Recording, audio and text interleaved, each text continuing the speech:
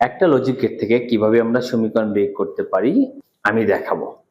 এক্ষেত্রে আমাদের লজিক গেটটা অঙ্কন করা আছে, তোমরা দেখেছো। এখানে আমরা জানি যে এটা হলো নট গেট, এটা হলো ন্যান্ড গেট। ন্যান্ড গেটের রূপটা হলো সে এন্ড প্লাস নট, মানে সে গুণ করবে এবং বিপরীত করবে।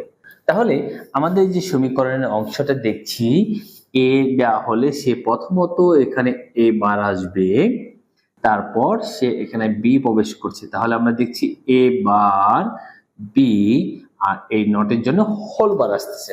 এ বার থেকে সে প্রবেশ করছে আর এখানে সি এসে সি বার হচ্ছে, তাহলে আমরা বলবো এ বার সি বার, নটের জন্য হোল বার।